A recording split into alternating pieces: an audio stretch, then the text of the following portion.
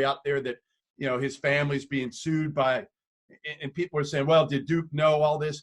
Listen, I'm not coming to any conclusions on this until I know more information. Why would I? Well, it's interesting. I've been obviously paying attention to the Zion thing. Man, why would a company,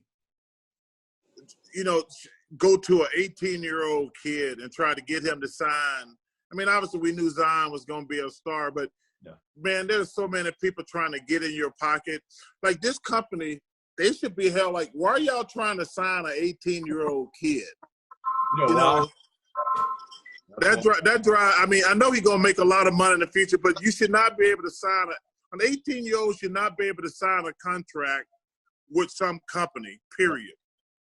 But it's I was going back. How different was it all when you were coming up? And again, like you said, you blew up kind of late, right? So it wasn't like you were at 15 years old. Everybody knew who Charles Barkley was, like they did with Zion. But how different was the whole landscape? Sonny, you can talk to this too, probably even more appropriately.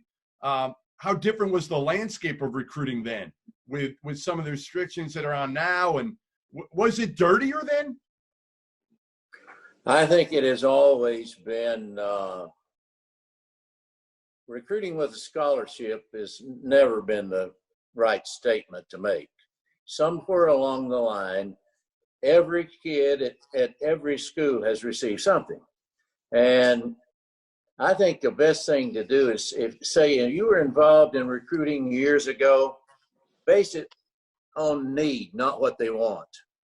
Does that make sense? Yep. And I think the people that go over into the Walt area are the people that hurt recruiting and made it a bad thing. But for instance, we had a guy that was in the clothing business. If a kid came to Auburn years ago and didn't have any clothes, this guy somehow made sure they got clothes, and not an overly amount, but that kind of thing. I would turn my head all the way around for that kind of thing, and Charles knows that also. But the cars and all that kind of thing, that ballooned it into a different animal. Really, it really did. Well, it's interesting. Jeff, I'm paying attention to the Bowen thing. Yeah. And his mom and dad, like they're suing them, saying they requested and demanded all this money from Adidas. See, that's to me when it gets out of hand. When the people around you are trying to profit.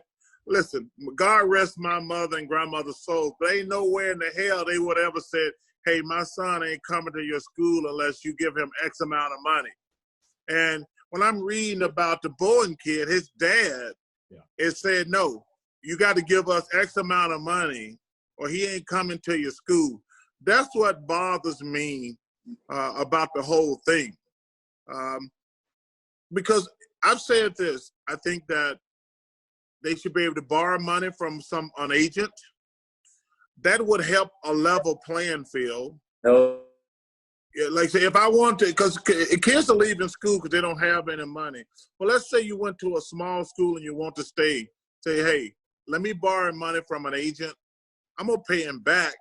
Right. I know I'm gonna get it in 2 years. I know I'm gonna have it. Right.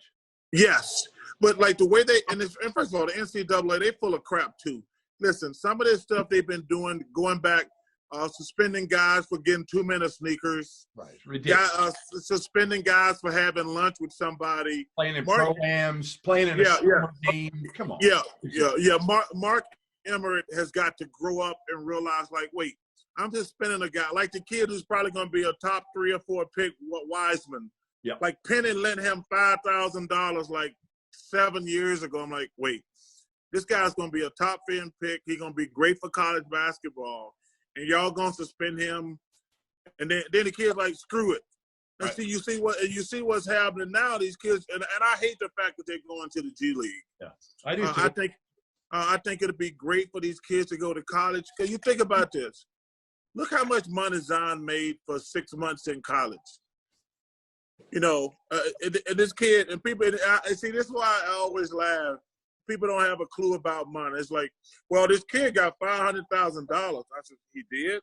I said, well, first of all, he didn't get $500,000 after taxes. He go, yeah. I said, first of all, after he paid taxes, number one, it's going to be under $300,000, closer to $200,000. Then he got to pay his agent, and then I knew the NBA had a trick.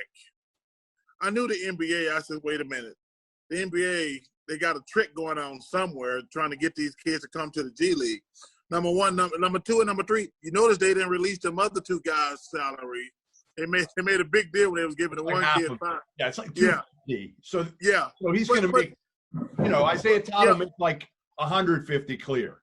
Yeah, but the thing is, though, you think about this, though. Yep. So the NBA, I was thinking, like, listen, I know the NBA, they're good businessmen. They're not going to have these kids playing in Fort Wayne, Indiana, and Sioux Falls, South Dakota. I'm like, there's a trick coming somewhere.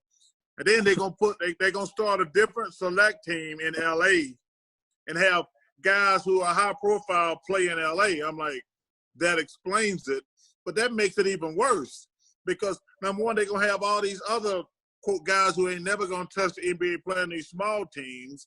Yep. They're gonna have the best of the best playing in LA. But how far you think that 100,000, 200,000 gonna go in LA? Because we're talking 17, 18-year-old kids. They're going to have to bring mom and dad or somebody else.